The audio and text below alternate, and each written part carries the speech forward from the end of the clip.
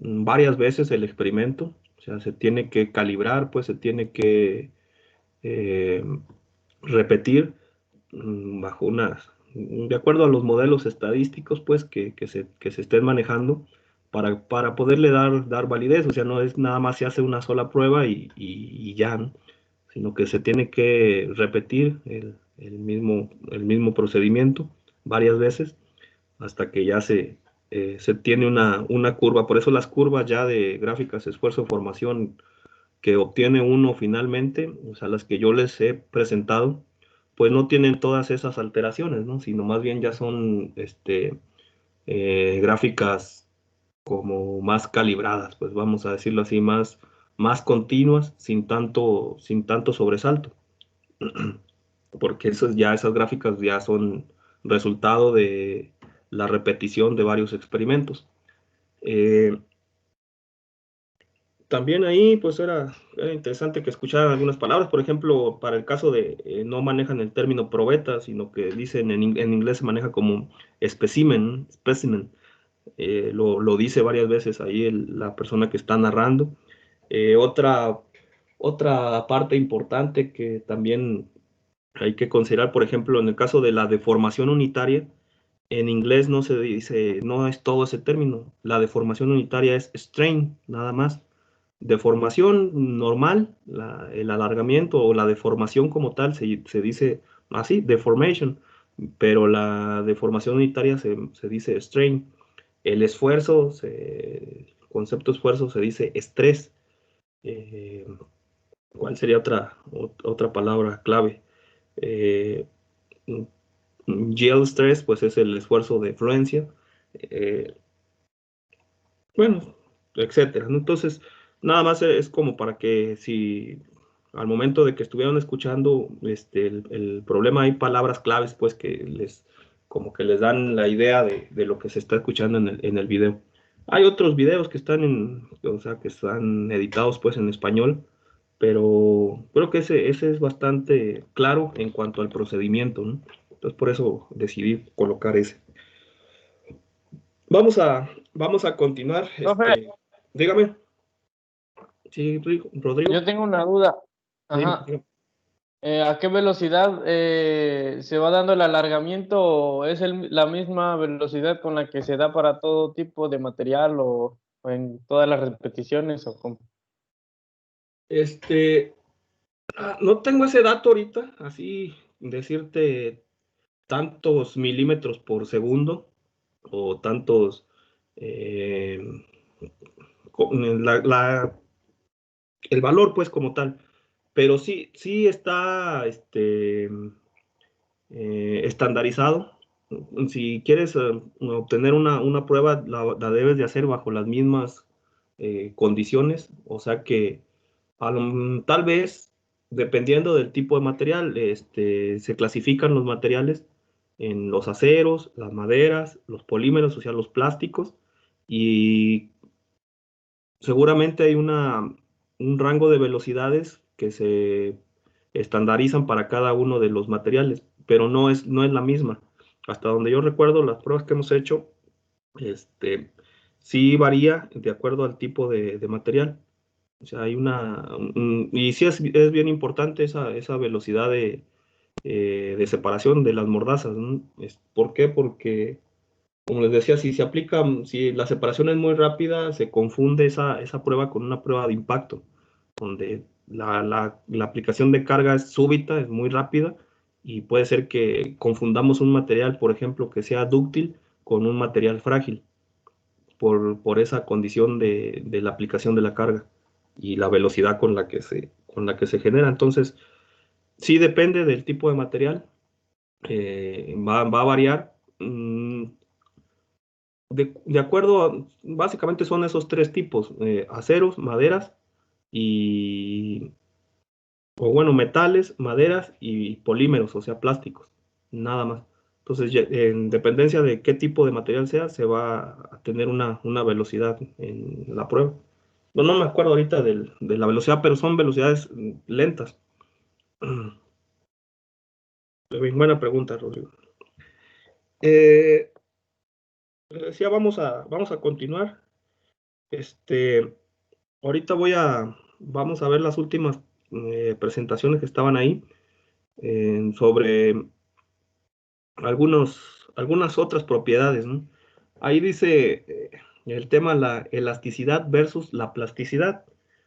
¿Qué vamos a definir como un material elástico y como un material plástico? No plástico en cuanto a la constitución, sino más bien a la propiedad del material. Ahorita lo vemos. En un material elástico, se refiere a aquel que tiene la propiedad de regresar a su estado inicial o a su forma inicial después de que se le haya aplicado la carga. Es decir, yo deformo un material, pero después de que le retiro la carga, ese material regresa o retoma sus dimensiones originales. A eso le voy a llamar como un material elástico. Eh, es decir, no quedan deformaciones residuales en el material. Y bueno, por ejemplo, ahí tengo un ejemplo de en la parte inferior, una viga que se somete a carga, esa viga se dobla, pero una vez que se retira la carga, que se retira la fuerza, en el estadio 3 regresa a su forma original, otra vez regresa a su posición horizontal.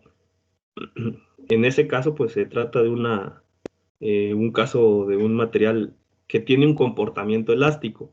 Sin embargo, ahorita lo vemos, la plasticidad es la capacidad del material a deformarse ante la acción de una carga, permaneciendo la deformación al retirarse la misma. Es decir, la deformación que sufre el material llega a un nivel permanente e irreversible, o sea, ya no logra recuperar sus dimensiones originales, las que tenía en un principio. Pero hay materiales, o muchos materiales, van a tener la propiedad de comportarse o tener ambos comportamientos. Tener una región elástica y luego pasar un punto y llegar a un comportamiento plástico. El caso común conocido es el caso del acero. En el caso del acero, yo tengo ese punto bien definido, hasta incluso es uno de los puntos que definimos, el límite elástico. En una primera instancia, el material se comporta de manera elástica, es decir, yo le aplico carga y el material se está alargando, se está contrayendo, se está deformando, pero al retirarle la carga regresa a sus dimensiones originales. Pero existe la otra condición de cuando supera a un nivel, un cierto nivel, empieza a tener grandes deformaciones y ya no va a recuperar sus dimensiones originales. O sea, ya queda con esas deformaciones. En el caso del acero puede tener grandes deformaciones en una cierta etapa, en la etapa de plasticidad o fluencia, lo que lo lleva a que sea altamente dúctil. Es decir, antes de que llegue a su esfuerzo último, puede tener grandes deformaciones. Lo que veíamos, por ejemplo, con el acero, es fácilmente, se puede construir un arco. O sea, yo lo deformo, lo rolo, así se llama el maquinado, le doy un rolado y ese rolado me lleva a que tenga esa forma de arco. Se deformó en gran medida, pero no llegó a su esfuerzo último. Logró tener esa deformación permanente y puede funcionar. Va a estar actuando bajo esa nueva forma. Caso que no es muy común, por ejemplo, con la madera, ¿no? La madera sí tiene cierto grado de deformación, cierto grado de ductilidad, pero es menor al caso del acero. Eh, es algo que se ha visto últimamente, hay una tendencia o una idea de generar, le llaman pues como estructuras de protección agrícola ecológicas o eh, ambientalmente amigables, como la idea esa de generar invernaderos de bambú, pero los invernaderos de bambú han tenido esa complicación, o sea que el bambú no tiene esa ductilidad pues como propiedad del material. Es decir, no se pueden construir fácilmente arcos, sí se pueden hasta cierto nivel, pero su resistencia disminuye considerablemente. Y entonces, para un invernadero donde se requiere pues esa consistencia de el manejo en cuanto a la aerodinámica dentro del recinto, dentro del invernadero, pues genera que tengo que forzosamente generar superficies curvas, sobre todo en la parte del techo. Y al tener esas superficies curvas, ha sido muy difícil construirlas con materiales amigables, es decir, con madera. Los invernaderos que se construyen o que se construyeron con madera, pues eran de superficies rectas. En un principio, los tipo capilla o incluso los tipo parral, donde eran la parte del techo, eh, prácticamente un nivel, o sea, a un solo nivel, con una cierta pendiente únicamente para el desalojo del agua, pero no tenían esa propiedad aerodinámica, que aquí en México sí es necesario. Hay otras regiones, por ejemplo, la región de Almería, donde no se requiere pues esa condición, tanto esa condición aerodinámica, porque las condiciones ambientales externas al invernadero no son tan desfavorables. Es decir, ahí en esa región, por eso es que está casi toda cubierta de invernaderos, el clima es templado, es un clima amigable, es un clima mediterráneo, es un clima bonito pues ahí, ¿no? este, Donde pues simplemente las primeras construcciones de invernaderos surgieron solamente para la protección de las plagas y las enfermedades y un poco de los agentes externos, ¿no? El viento y demás, porque está pegado a la playa. Eh, entonces, mm, no se requería pues tanto esa condición de generar formas curvas. En Entonces, pues eso va a depender, o de eso también lo debemos de considerar al momento de seleccionar tal o cual material, ¿no? Para la fabricación de un elemento estructural cualesquiera, ¿no? Yo ahorita estoy hablando de elementos estructurales de la parte del techo de un invernadero, pero puede ser, por ejemplo, eh, por ejemplo, la forma del techumbre de un tractor. Han visto que tiene esa forma como de sombrilla, ¿no? Vamos a decirlo así. Pues generalmente están hechas de varilla, la varilla que pues un herrero la toma le da esa forma curva, y esa forma curva permanece, y la varilla todavía tiene alta resistencia a la aplicación de cargas, no hay ningún problema. Y bueno, esa es una situación. Entonces, se dice pues que un material, ya para concluir, es linealmente elástico si se comporta en forma elástica y también presenta una relación lineal entre el esfuerzo y la deformación unitaria. Por ejemplo, para que ustedes ya empezar a hablar de manera técnica, es decir, el acero, por ejemplo, el acero es un material en una primera instancia linealmente elástico. Hay materiales que son elásticos o pueden tener esa condición de elasticidad, pero que no son linealmente elásticos, o sea, no tienen esa primera configuración de línea recta al momento de construcción del diagrama. O sea, no hay una relación de proporcionalidad. En el caso del acero sí, en el caso del aluminio también.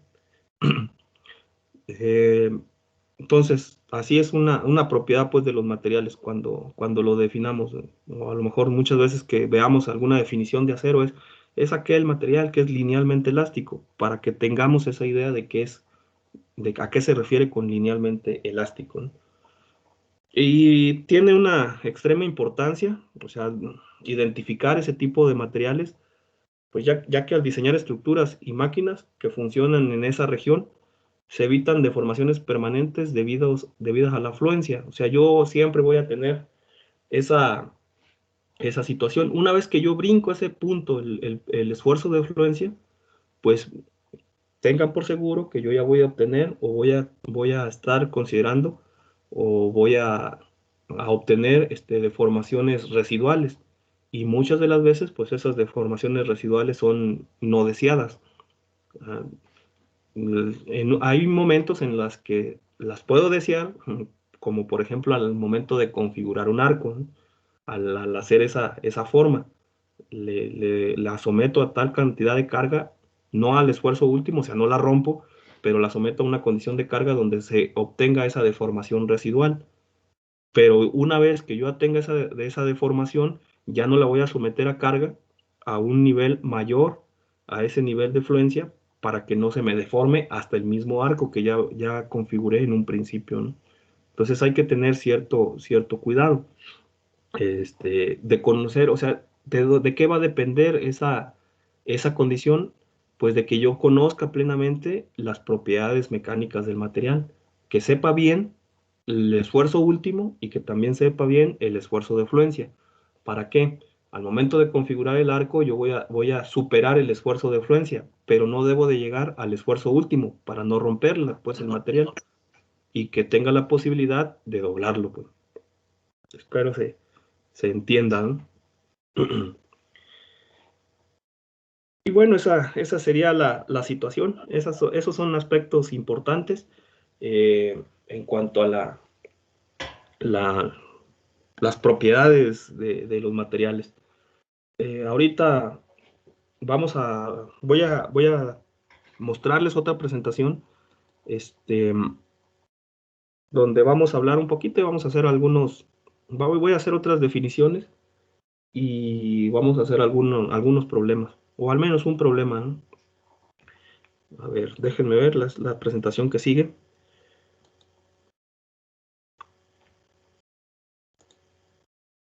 La voy a cargar. Eh, ¿Hasta aquí hay alguna duda o algún comentario extra que quieran ustedes hacer? Yo sé que pueden surgir muchas inquietudes y que son válidas pues ahorita, ¿no? Me gustaría,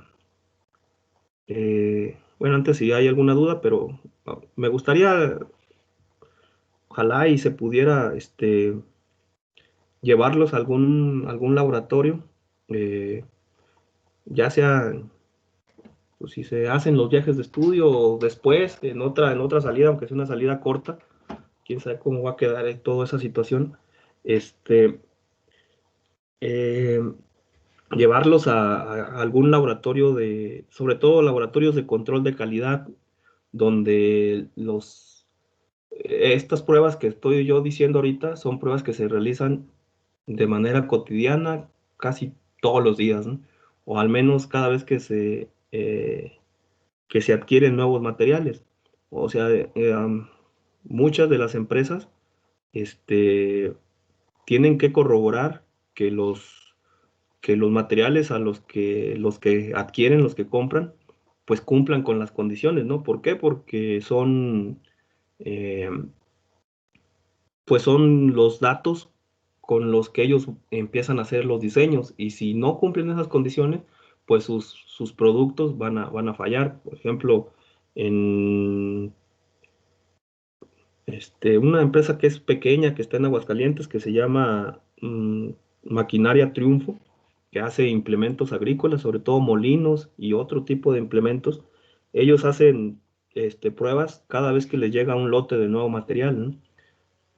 Hacen pruebas de todo tipo, ¿no? Por ejemplo, pruebas la prueba de tensión para determinar las propiedades físico-mecánicas, pruebas de dureza, tienen diferentes tipos de durómetros, eh, pruebas de calibre, por ejemplo, en el caso de si le están vendiendo una placa de cierto calibre, pues que sea realmente de ese calibre, ¿no?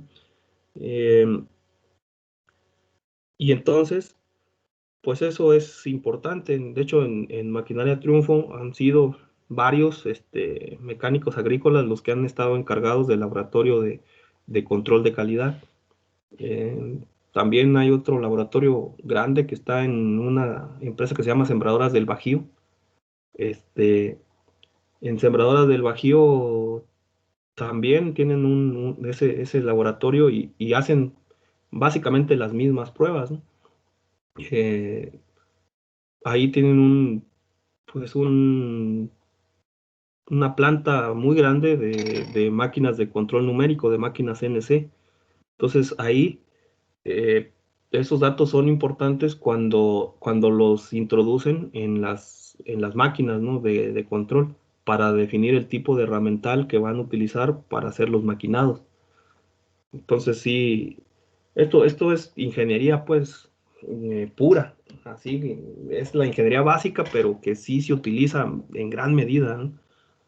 Este, entonces es bueno que ustedes, o al menos cuando lleguen ahí a hacer esa, ya sea desde el punto de vista laboral o desde el punto de vista de visita, pues que tengan las nociones, ¿no? Que si les dicen en un laboratorio de ese tipo, no, pues aquí hacemos la prueba de tensión y determinamos el esfuerzo de fluencia, pues que ustedes al menos tengan la noción de qué es el esfuerzo de fluencia, ¿no?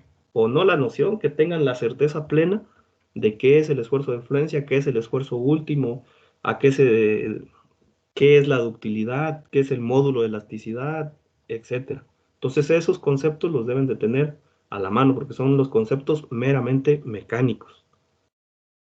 Entonces sí es importante pues que lo tengan bien consciente, ¿no? Bueno, vamos a ver. eh, Aquí iba a empezar de esta diapositiva. Profe, Dígame, sí, Rodrigo. una pregunta fuera, bueno, sí es en la clase. Dime. Sí, es que abajo aparecen unas flechitas aquí en la pantalla de nosotros. Si nosotros le movemos, se mueven las diapositivas para toda la clase o solamente para nosotros. No sé. Yo a mí no se me ha movido. A ver, muévele. A ver, lo vamos a ver. Ya le moví, ¿no? Yo sigo en la diapositiva de la ley de Hooke. Los demás,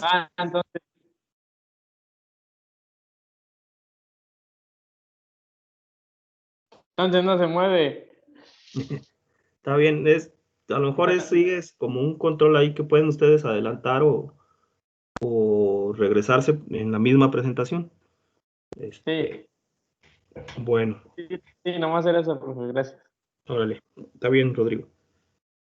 Este, Vamos a pasar. No vamos a salir de lleno del tema de las propiedades mecánicas, pero hay un temita aquí que está inmerso, se toma como un tema independiente, se llama la ley de Hooke. Si nosotros recordamos, ya hemos visto la ley de Hooke en algún otro momento, pero no la ley de Hooke como la vamos a ver ahorita. Eh, ¿Quién recuerda la ley de Hooke de los resortes? La que ya hemos conocido, la que seguramente han visto en algún otro curso de física. ¿Quién la recuerda?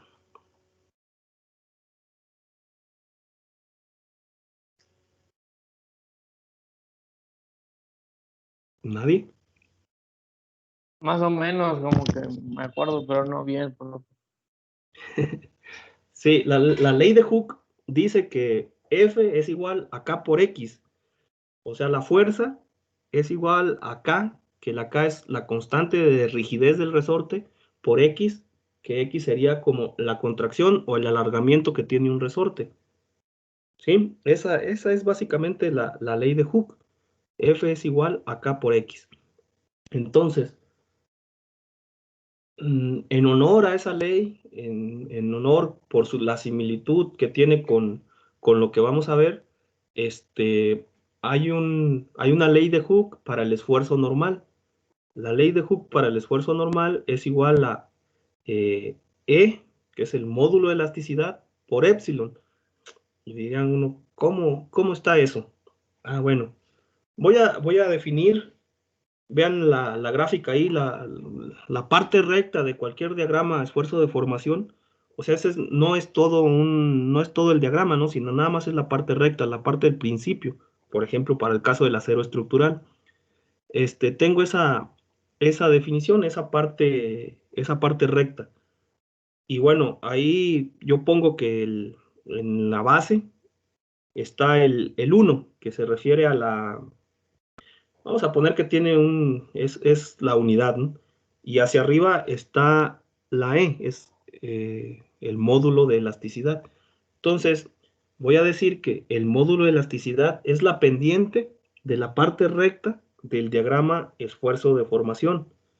Así, defínanlo, pónganlo ahí como una nota ustedes en sus notas, pues ahí.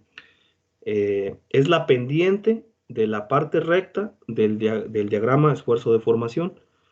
Ahí lo tienen ustedes anotado, dice geométricamente el módulo de elasticidad representa la pendiente de la porción linealmente elástica, o sea, la línea recta del diagrama esfuerzo de formación. Como la base de ese diagrama es la deformación unitaria. ¿Sí recuerdan las unidades de la deformación unitaria? ¿En qué se medía la deformación unitaria? ¿Quién lo recuerda?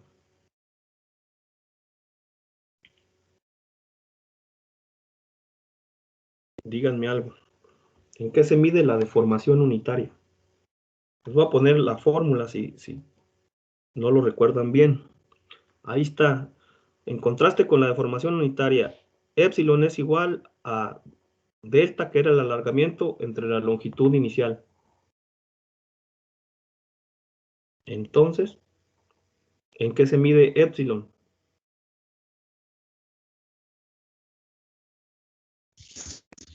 No es adimensionación. Es adimensional, o sea, sí es adimensional, lo que me dijo, no es adimensional, no, sí es adimensional. El diagrama, Es que era pregunta. sí es adimensional. La deformación unitaria, pues me mide la deformación por unidad de longitud, o sea, el alargamiento o la contracción por unidad de longitud. Se puede medir en milímetros por milímetros o en metros por metros, o sea, por ejemplo, puedo decir que tiene una barra, tiene un alargamiento de 0.00003, o sea, por ejemplo, 3 a la menos 5 metros, 3 por 10 a la menos 5 metros por cada metro de longitud. O sea, las deformaciones unitarias son muy, muy pequeñas, ¿no? Entonces estoy hablando de que, por ejemplo, se puede deformar 5 micras por cada metro de longitud. Es más o menos así la idea. Sin embargo, como son metros entre metros, se puede considerar que es adimensional.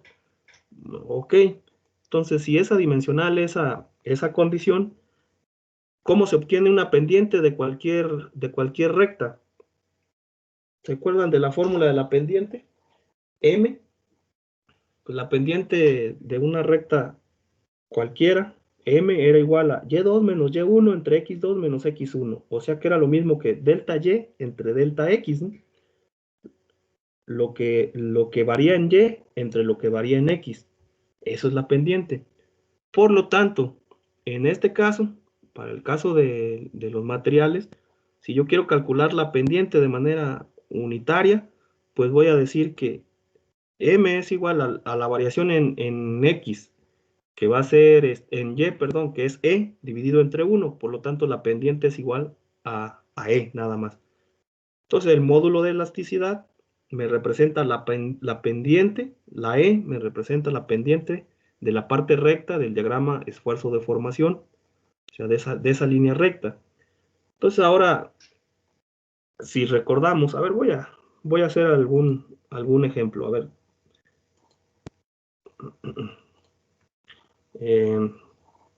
Permítanme, porque estoy aquí.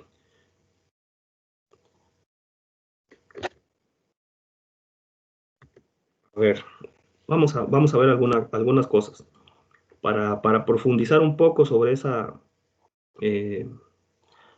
situación. Les voy a compartir el escritorio.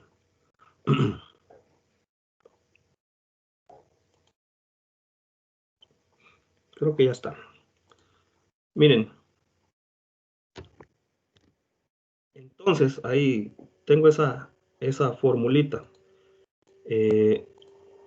Me lo llevo yo para el otro lado. Tengo esa gráfica, la ley de Hooke. Recordemos que, por ejemplo, para cualquier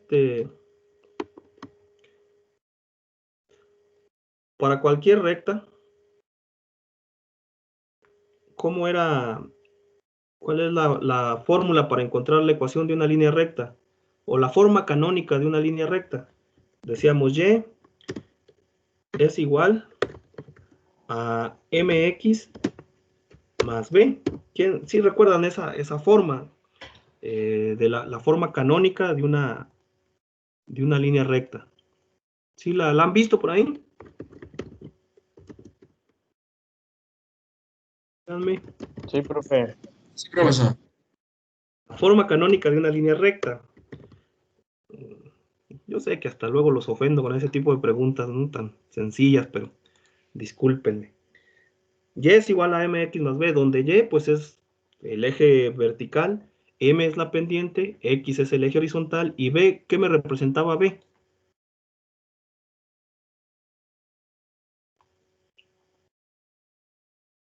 La ordenada donde cruza el eje de las ordenadas. Sí, la ordenada al origen se dice, ¿no? Es donde la recta pasa o cruza al eje Y. ¿Estamos de acuerdo? En este caso, para ese problema, voy a hacer lo siguiente.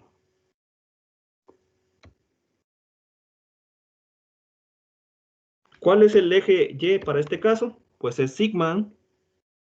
O sea, en lugar de Y tengo al eje sigma.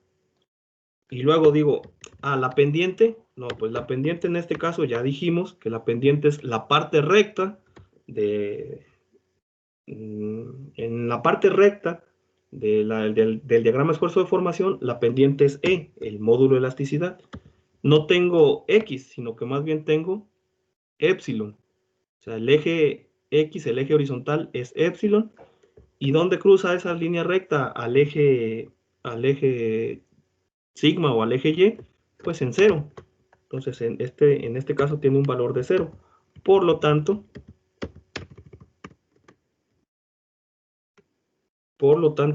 la formulita nada más me queda de ese tipo. Me queda como sigma es igual a E por épsilon. Ok, esa sería mi ecuación. A esto se le conoce como la ley de Hooke. Ley de Hooke para el esfuerzo normal.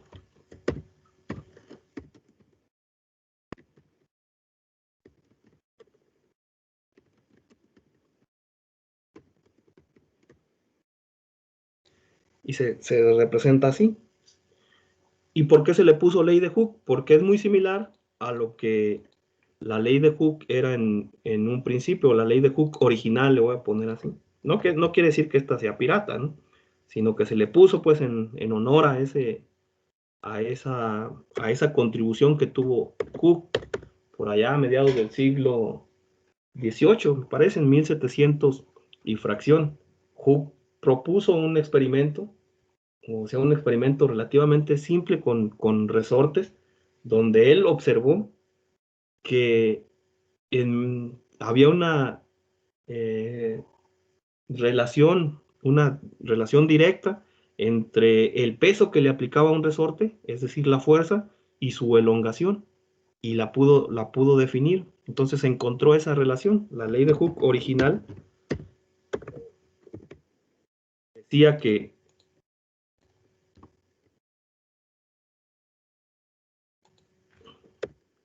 F, la fuerza, era igual a una constante de proporcionalidad por X. La constante de proporcionalidad no era otra cosa más de que la rigidez del resorte. Y X era la elongación que tenía ese resorte. ¿Qué tanto se elongaba? Entonces la fuerza era igual a la constante de rigidez del resorte por la elongación. Esa es la ley de Hooke original. Si se fijan esa sigma, ¿qué tiene que ver? ¿O de qué depende el valor de sigma? Pues en gran medida depende o tiene una íntima relación con lo que es la fuerza. ¿Qué es la E? Es el módulo de elasticidad. Ahorita vamos a ver qué me mide el módulo de elasticidad. ¿Y la épsilon qué es? La deformación unitaria. Pues es muy similar, son muy similares hasta conceptualmente las dos fórmulas. Por lo tanto, no se describió la gran panacea con esta relación entre la épsilon y el sigma, y se decidió colocarle el mismo nombre, la ley de Hooke, solamente con la atribución ahí que es para el esfuerzo normal. Por eso se le dejó así el mismo nombre. Y entonces, ¿por qué se dice que que la ley de Hooke, que el módulo de elasticidad me representa una medida de la rigidez de un material. ¿Qué es esa rigidez? O sea, ¿qué me mide? ¿Cómo se puede visualizar pues esa rigidez de un material? La rigidez es la oposición que tiene un material para ser deformado. O sea, ¿qué tanto se opone a que se deforme? Y entonces, pues lo voy a ilustrar si tuviera pizarrón, pero como no tengo, aquí me las voy a ingeniar para hacer lo siguiente, miren, en un esquemita. Por ejemplo, pensemos que tengo yo lo siguiente, un diagrama sigma epsilon, y en ese mismo diagrama voy a poner varios, bueno, al menos dos tipos de materiales. Eh, Dijimos que íbamos a engañar al sistema, ¿no? A ver si puedo. Ustedes no digan nada.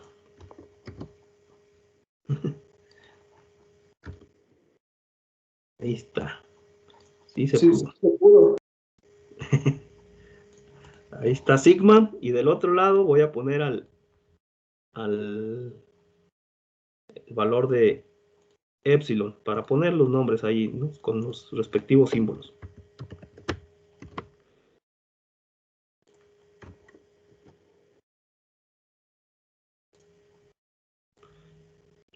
Y vean, voy a colocar un material que tenga la siguiente parte recta.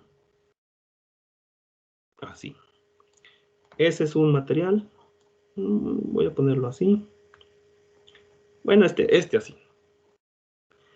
Y luego voy a colocar otro material que tiene otra forma.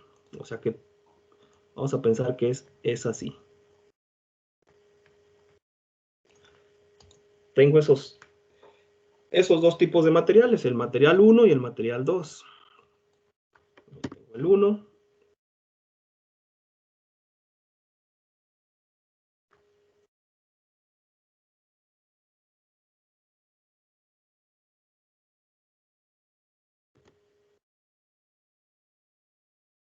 Y el material 2.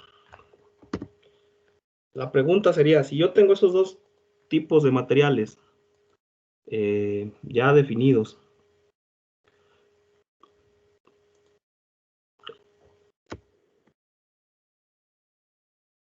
¿cuál es más rígido? ¿El material 1 o el material 2? Ustedes que son buenos en estas Es materias. el uno es más rígido, ¿no, profe? El 1 es más rígido. Ahorita lo vemos. Y vamos a ver por qué.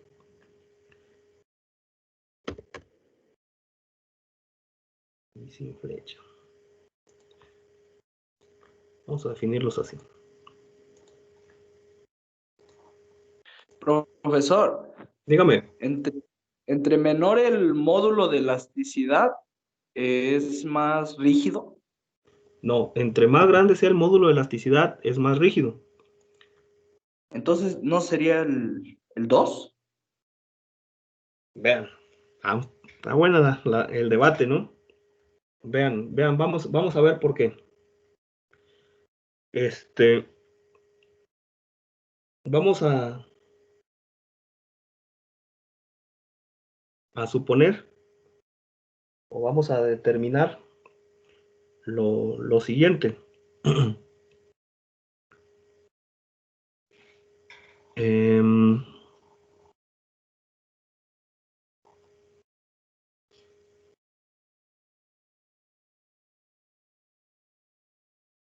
para un mismo nivel de carga. A ver.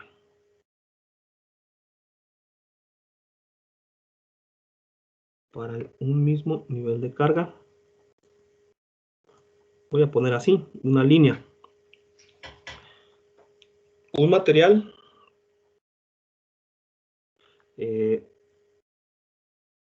se está deformando una cierta cantidad y otro material se está deformando otra cierta cantidad. Pero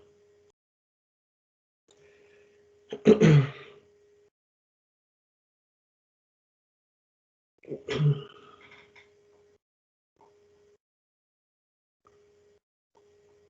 ver.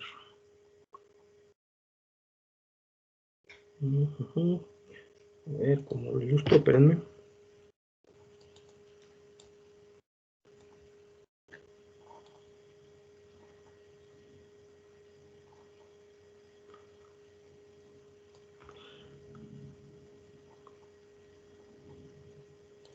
Bueno, así lo voy a poner a ese nivel. Recordemos que el esfuerzo tiene que ver con lo que sería la fuerza, ¿no? El esfuerzo tiene algo que ver con lo que es la fuerza. Por lo tanto, yo estoy viendo que el esfuerzo normal a un mismo nivel, un material está más deformado que el otro, ¿no? El épsilon. Entonces, uno se deformó en mayor cantidad, uno que el otro. Entonces, voy a considerar lo siguiente. A ver, para este primer caso, pensemos, así como control V, si yo voy y analizo ahí en ese punto, esta primera,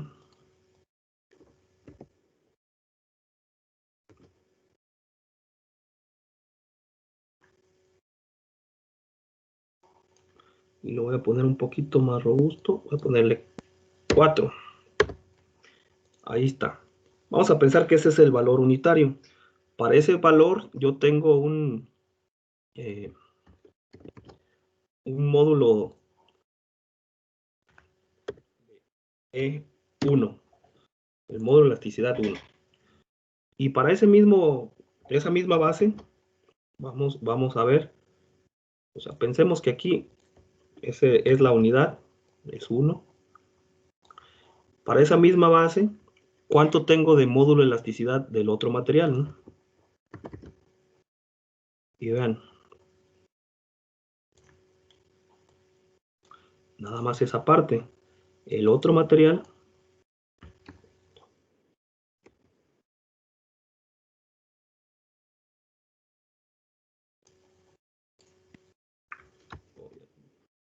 ya se relacionó ahí.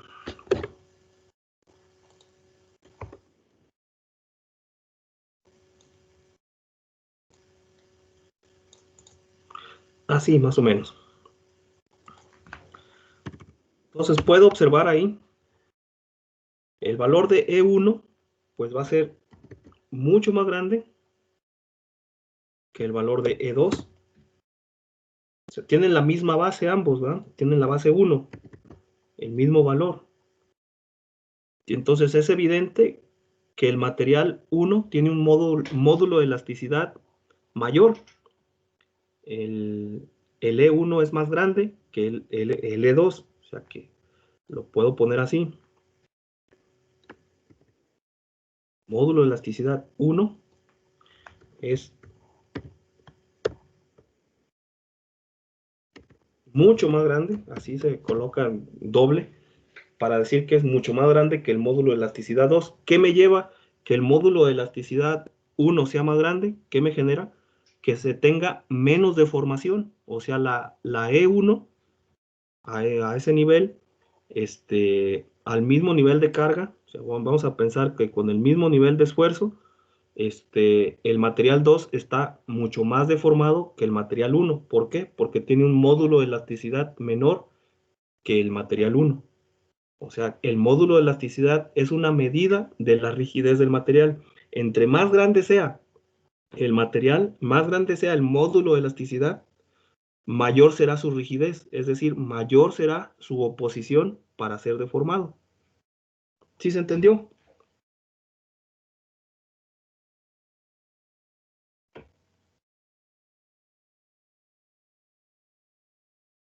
Pregunta más o menos, profe. o los Pero, confundí. Dígame. ¿por qué en el material 2 también se usó como base 1? Siempre se va a usar el 1. Sí, o sea, haz de cuenta que se lleva de manera unitaria. Se toma una unidad de deformación, vamos a ponerlo así. Ya, o sea que puede tomarla en cualquier parte de la recta, pues. Ajá. O sea, de esa parte recta, yo considero una unidad de deformación y veo cuánto es el incremento de esfuerzo con esa deformación. Y pues ya puedo determinar en base a eso cuánto es el módulo de elasticidad. Así se determinaría. Y entonces, como la deformación es adimensional, pues el módulo de elasticidad me resulta que es aquí lo voy a poner, me resulta que se mide igualmente en pascales, como el esfuerzo. Si se fijan aquí en esta formulita, pues yo tengo que sigma es igual a E por epsilon, pero si epsilon es adimensional, pues entonces resultaría que la E también se debe de medir en pascales. Por lo tanto, el módulo de elasticidad siempre se va a medir, módulo de elasticidad o módulo de Young, así se llama, se va a medir en pascales también. Sus unidades son los pascales. Lo voy a poner en grande para seguir la presentación. Físicamente, o sea, ya vimos que geométricamente el módulo de elasticidad me representa la pendiente de la parte recta del diagrama esfuerzo-deformación. Físicamente, el módulo de elasticidad me va a representar o es una medida de la rigidez de un material determinada por la pendiente de la porción lineal del diagrama esfuerzo-deformación. Pero, o sea, lo importante aquí es lo que está en morado. Es una medida de la rigidez. ¿Y la rigidez qué es? Es la oposición del material para ser deformado. No lo confundamos muchas de las veces, se dice, no, es que es rígido, es duro. No, la dureza es otra propiedad de esa parte. La dureza se mide con un durómetro, ¿no? También es una prueba que se puede realizar, que también tenemos el equipo en mecánica. Es mediante una punta de diamante se le genera carga a un material y se determina qué tanto lo penetra esa punta de diamante a un material y así se determina la dureza de ese material. En este caso no es la dureza, sino que estamos midiendo la oposición a la deformación, la rigidez. Entonces se mide con el módulo de Young, módulo de elasticidad, que también se mide en pascales. Existe de manera similar el módulo de rigidez. En ingeniería, la rigidez es la capacidad de un objeto sólido o elemento estructural para soportar esfuerzos sin adquirir grandes deformaciones o desplazamientos. El módulo de rigidez, se llama así módulo de rigidez en cortante. Es muy similar. Se utiliza menos que el módulo de elasticidad, pero puede llegar ahí un momento en el que lo utilicemos, sobre todo para el caso de ejes a torsión.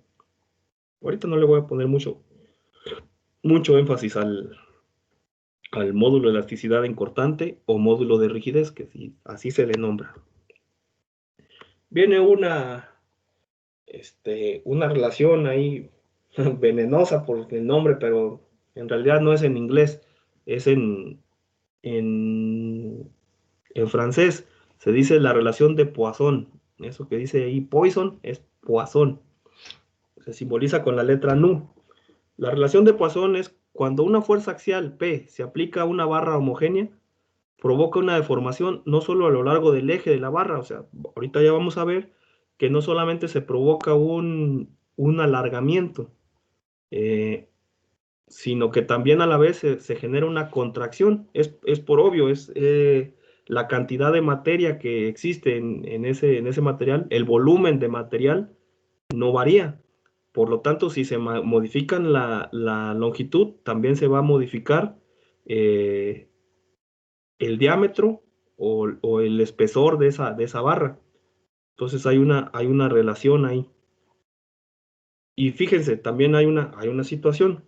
O sea, el alargamiento me va a provocar contracción de manera axial y el acortamiento me va a provocar que el material se elongue de manera axial, o sea, se haga más robusto, más grande, más gordo. Esos serían los dos casos.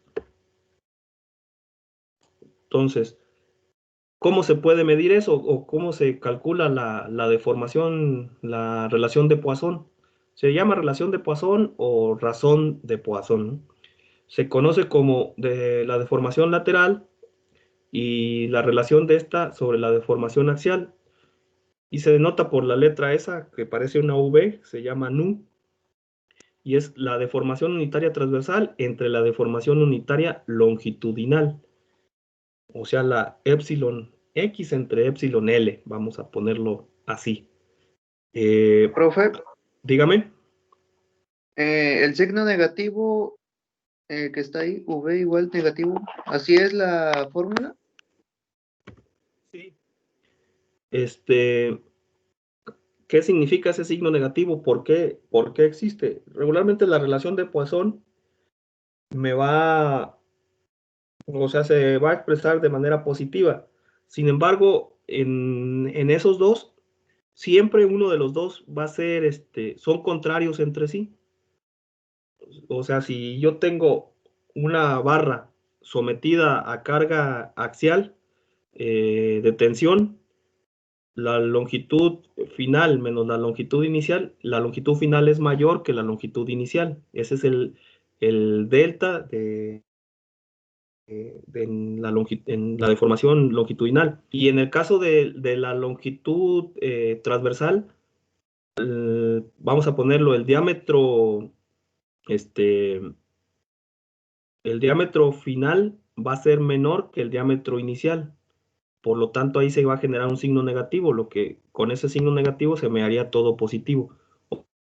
O sea, uno de los dos va a ser negativo. O sea, uno aumenta y el otro disminuye siempre. O sea, no puedo considerar que yo alargue un material y a la vez este material aumente en su sección transversal. No, si se alarga, va a disminuir su sección transversal.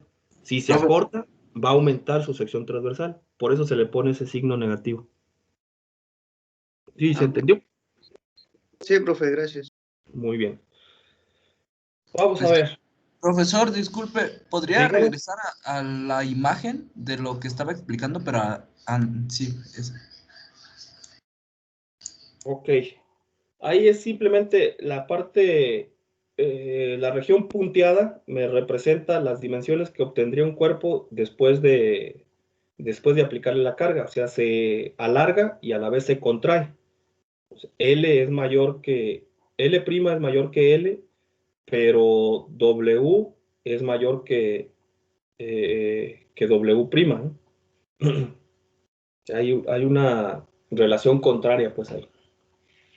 Entonces debemos de checar esa parte.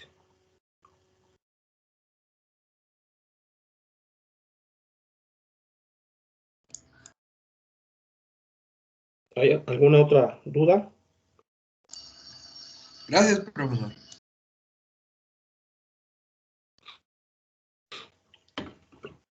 Muy bien.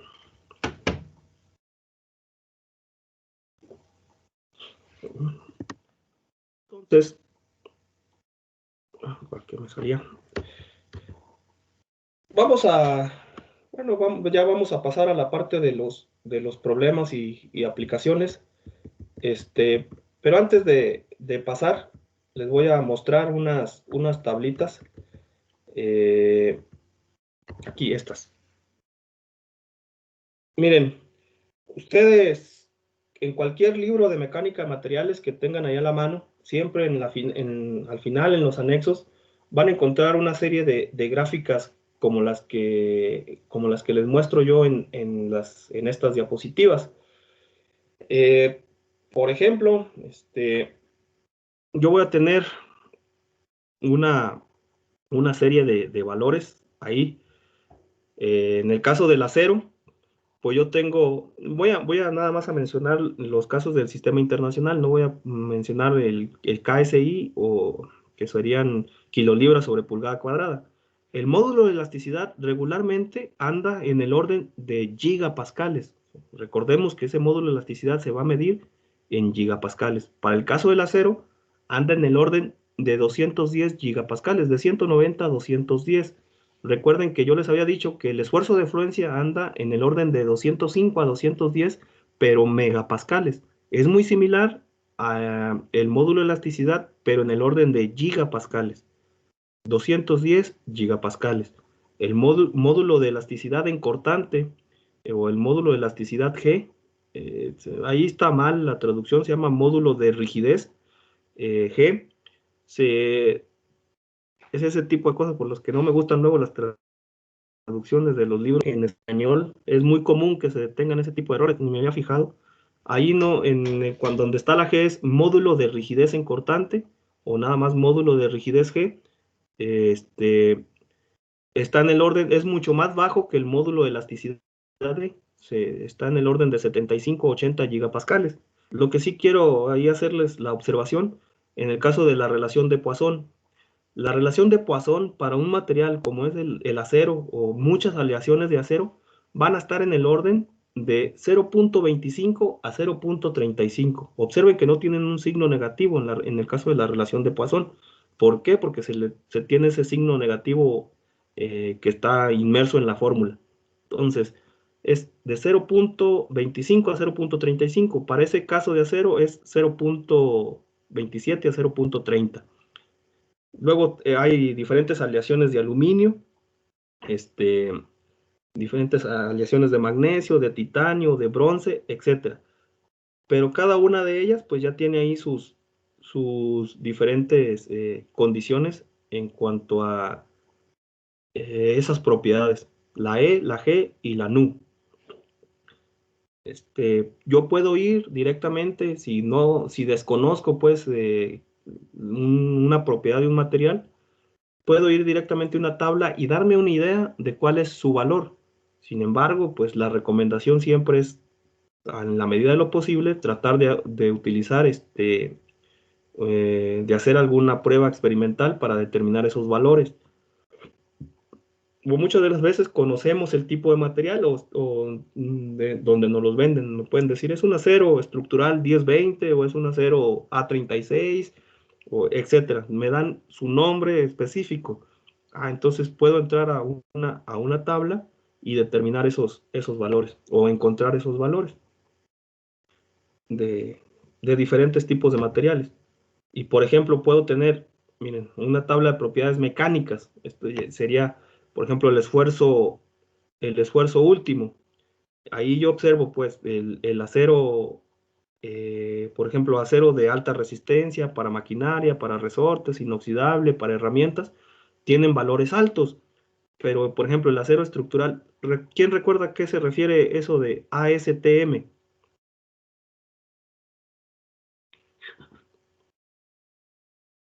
Lo vimos el No, día de no ayer. es lo de la Asociación Norteamericana o Europea. Sí, exactamente. Es la asociación americana para prueba de materiales. Es la American Society for Testing of Materials. Sí, por eso es ASTM, American Society for Testing of Materials. La Sociedad Americana para Prueba de Materiales. Entonces, es una de las que rige pues a nivel mundial. Es americana, es gringa, pues, pero uno de los aceros más comunes, por ejemplo, el de las varillas, vamos a ponerlo así, es A36. Ese acero, vean cuánto es el esfuerzo de fluencia, como un dato específico, el sigma Y que tiene ahí es 250 megapascales. El esfuerzo último es alto, obviamente es más alto. Ya recordemos la gráfica esfuerzo de formación, está en el orden de 400, ¿no? Megapascales. Y ahí pues está ahí el porcentaje de alargamiento y demás. Pero ya empezamos a observar cuáles son como las propiedades importantes que nos van a servir a nosotros para hacer diseños. En el caso de una estructura de acero va a ser el esfuerzo de fluencia y el módulo de elasticidad y la relación de Poisson. Con esos tres yo puedo empezar a hacer una gran cantidad de diseños, incluso barras cargadas axialmente, de vigas, de ejes sometidos a torsión, de columnas, etcétera, que ya veremos cómo, en dependencia de la condición de carga. Esas serían pues algunas de las tablas. El día de mañana vamos a continuar con esto. Dígame, Rami. ¿Esfuerzo de fluencia es lo mismo que decir resistencia a la cedencia? Sí, es pues hay toda como cosas conceptuales, pero sí, el esfuerzo de cedencia, también se le llama así, es lo mismo. Es cuando el material empieza a ceder, pues, que igual se empieza a compartir como un fluido. Al decir que empieza a ceder, se llama que empieza a deformarse mucho con poquita carga, que es lo mismo que la afluencia. Entonces sí, es el mismo. Pero técnicamente es mejor conocido como esfuerzo de afluencia. Así se va a encontrar. Pero sí, igual ese dato que es el que se debe utilizar para hacer el diseño. Bien, buena pregunta también. Bueno.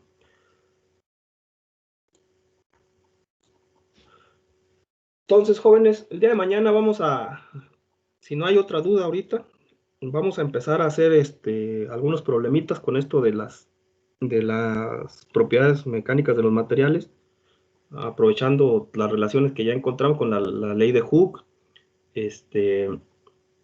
y la relación de Poisson, y podemos graficar y determinar algunos puntos en alguna gráfica. Es a lo que nos vamos a dar en la tarea el día de mañana. Entonces, pues ya que sea como la parte ya final de todo esto de las propiedades mecánicas, ya algunos ejemplos numéricos. Entonces, no sé, ¿hay alguna otra duda?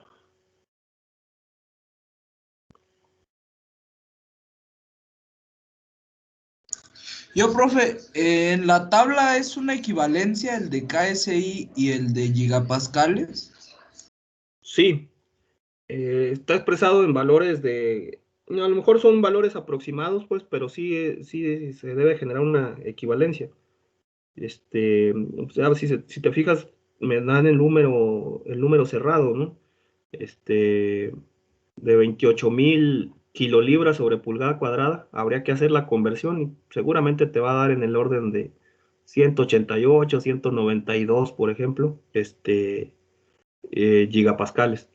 O sea, son valores muy aproximados, solamente que se los dan en términos de números cerrados. Pero sí, habría que hacer la conversión de kilolibras sobre pulgada cuadrada, o sea, serían 28,000 por 1000 libras sobre pulgada cuadrada, y eso convertirlo a newton sobre metro cuadrado. Te va a dar esos valores. Recuerda que los gigapascales son 190 por 10 a la 9 pascales.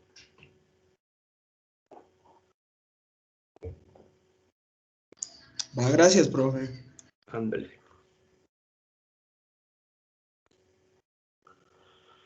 Bueno, jóvenes, de mi parte sería todo. Que tengan buena tarde.